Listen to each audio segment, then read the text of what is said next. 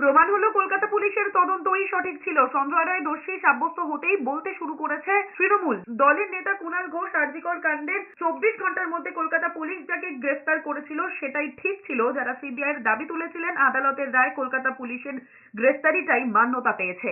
Kolkata police যে তথ্য প্রমাণের ভিত্তিতে তদন্ত শুরু করেছিল, সিবিআইও সেই তথ্য প্রমাণের উপর দাঁড়িয়ে, ট্রায়াল কোর্টও সেই তথ্য প্রমাণের উপর দাঁড়িয়ে এবং সুপ্রিম কোর্টও যারা মনিটর করেছেন তথ্য প্রমাণের উপর দাঁড়িয়েই আজকে শাস্তিটা হয়েছে। ফলে এরপরে কে কি বলছেন সেটা সম্পূর্ণ তার ব্যাপার। তৃণমূল যা বলছে সেটাকে সত্য বলে প্রমাণ করতেই হবে। পাল্টা আক্রমণ করেছেন অধীর চৌধুরী। তার কথায় মুখ্যমন্ত্রী বলেছিলেন এই ঘটনায় আর যারা জড়িত তাদের আইনের আওতায় আনা হবে। মুখ্যমন্ত্রী শাস্তি চেয়ে পথে নেমে নাটক করেছিলেন দাবি করেছেন অধীর চৌধুরী। প্রশ্ন তুলেছেন, এই রায়কে কি যথেষ্ট মনে করেন মুখ্যমন্ত্রী? ভোটে জিতেছে বলে তৃণমূল যা খুশি তাই করছে। খুন, ধর্ষণ, বিষাক্ত স্যালাইন চলছে। পশ্চিমবঙ্গের মুখ্যমন্ত্রী আপনি নাটক করেছিলেন, আপনি শাস্তি চেয়ে আন্দোলন করেছিলেন, আপনি শাস্তি চেয়ে রাস্তায় নেমেছিলেন। এটা ছিল আপনার নাটক।